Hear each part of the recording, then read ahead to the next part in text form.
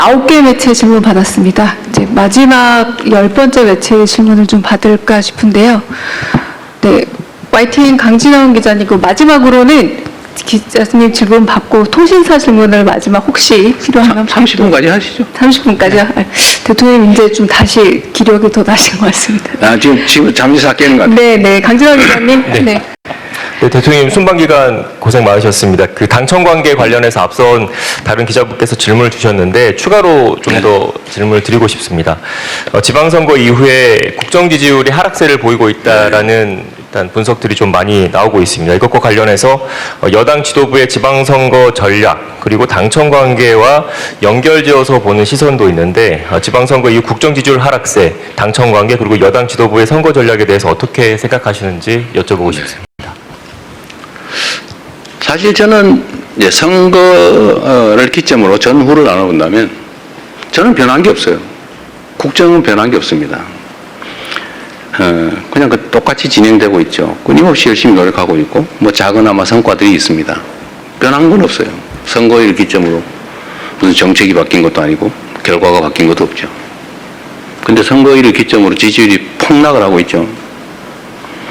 엄중하게 받아들여야죠. 국민들의 평가입니다. 그런 거겠죠. 이재명 대통령 마음에 안 든다는 사람이 늘어난 거 아니겠어요? 그런 거겠죠. 당에 대해서도 마음에 안 드는 사람이 늘어났겠죠. 그럼 냉정한 현실이죠. 받아들여야 되고 또 결론적으로는 그에 대해서 또 무한 책임을 져야 되겠죠. 더 많이 노력해야 되겠습니다. 그 원인을 제거하기 위해서도 애써야 되겠죠. 여러 가지 분석이 있겠지만 아마 제일 큰 거는 그럴 겁니다. 먹고 살기 힘들어 죽겠는데 뭘 가지고 싸우는 거야? 도대체 너네들의 그 다툼이라고 하는 게 우리의 삶과 뭔 상관이 있으며 우리가 맡긴 공적 업무와 무슨 상관이 있느냐 아닐까 하는 게 제 생각이에요. 각자 이건 중요한 일이겠지만 우리 국민들께서 보시기에는 화날만 하다 그런 생각이 듭니다. 최대한 빨리 이 상황을 정리할 수 있도록 노력해야 되겠죠. 그리고 이제 국민 여러분께도 실망하고 계신 국민 여러분께도 이 말씀을 좀 드리고 싶어요. 우리가 어떻게 하면 더 나은 상황에서 더 효율적으로 더 국민들을 위해서 국가를 위해서 주어진 원래의 책임을 잘할 수 있을까를 탐구하는 과정이다 라고 이해를 좀 해주시면 좋겠습니다. 최소한 저를 포함한 정부는 그래요. 이 일을 대면하는 입장에서 우리는 나름 최선을 다했지만 어쨌든 국민들께서 우리가 기대하는 만큼의 선택을 하해 주지 않으신 거죠. 그건 현실이지 않습니까? 그래서 어쨌든 생기는 문제들, 논쟁도 있고 또 해석을 둘러싼 다툼도 있고 대책을 둘러싼 논쟁과 다툼도 또 있는 거죠. 그러나 그조차도 더 나은 대한민국, 민생 문제, 민생 경제 더 나은 진전, 더 나은 결과 이걸 만들기 위한 노력입니다. 제가 선거 얘기를 하면 일단 선거법 위반이라고 공정 의무 위반에 해당될 수 있다고 그래서 선거 얘기를 못하게 돼 있다고 그러네. 여기서 답을 해도 안 된다고 누군가 민주당의 선거를 위한 얘기를 하면 안 된다고 그래서 더 이상 말하기가 좀 어렵습니다. 그런데 분명한 거는 어떤 당은 더 많은 국민의 지지를 얻기 위해 노력해야 된다. 다른 요소를 찾기보다는 같은 요소를 찾기 위해서 노력해야 된다. 그래서 제가 이런 면에서 민주당 내의 경쟁과 갈등에 대해서도 한 말씀을 꼭 드리고 싶어요. 그 원수 싸우듯이 하지 마십시오. 거기에 그 같은 입장에 있는 같은 진영이라고 하는 울타리 안에 있는 사람들끼리 경쟁을 하는 게 아니라 전쟁을 했어야 되겠습니까? 모욕하고 헐뜯고 없는 사실 만들어가지고 공격하고 그러니까 또 억울하다고 또 이쪽이 또 그러고 왜 그렇게 합니까? 경쟁을 해야 됩니다. 경쟁을, 합리적 경쟁을. 있는 사실의 기초에서 논쟁하고 경쟁이 됩니다. 없는 거 지어내지 마세요.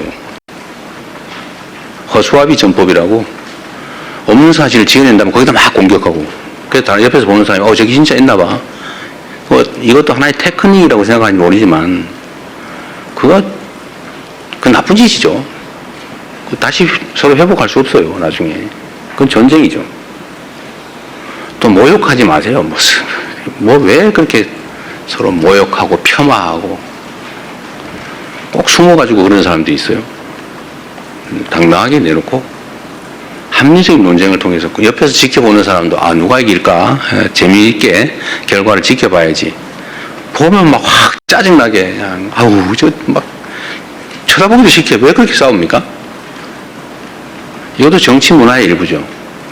정치 문화도 더 잘하기 경쟁, 합리적 경쟁, 논쟁을 해야죠. 진짜 죽일 듯이 싸우고 진짜 죽이면 어떡해요? 응? 적도 아니고. 우리 안의 차이가 아무리 큰들 상대와 싸워 이겨야 될 상대와의 차이만큼 크겠냐 이 말씀 자주 드리는데 하여튼 전쟁이 되지 않으면 좋겠다. 그렇죠? 지나면 다 그만이에요. 지나면 나 또 맨날 보고 살아야 돼요. 응? 그래서 그 말씀 꼭 드리고 싶습니다. 여야도 사실은 좀 마찬가지예요. 그냥 얘기 나온 김에 좀 있는 사실에 기반해서 합리적 논쟁을 하면 국민들께서도 누구 말이 맞아. 누가 더 멋있어. 이렇게 할 텐데 표현은 왜 그리 저렴하며 또 없는 사실을 지어내가지고 막 음해를 하고 말이에요. 이러니 감정이 서로 상하잖아요. 이게 정치를 하는 게 아니라 패싸움을 하고 있어요. 패싸움. 그 국민들이 보시기에 얼마나 불편하겠습니까? 좀 여야 간에 저를 공격하시더라도 좀 없는 얘기 만들어가지고 내가 언제 주가 9천 가지고 자화자찬했습니까? 제가 조심스러워서 일부러 주가 얘기 안 하고 있어요. 그런데 이재명 대통령 주가 9천 됐다고 자화자찬하지 마라 이런 논평 내고 그러면 되겠어요? 응? 내가 언제 그랬어? 내가 얼마나 주가 문제 조심하는지 압니까? 일체에 한 번도 언급한 일이 없어요. 내가 몇천 포인트 됐다고 막 자랑했습니까? 제가 그럴 때마다 걱정이 있어요. 주식시장의 양극화도 사실은 심각한 자산 양극화를 부릅니다. 문제예요. 걱정이에요. 그걸 완화하기 위해서 정말 많은 노력을 해요. 주가지수가 외형적으로 트는 것보다는 다 한꺼번에 성장하면 좋겠는데 잘 안 되잖아요. 근데 자화자찬했다고 더 없는 사실을 만들어서 교만하게 그러지 마라 이러면 되겠습니까?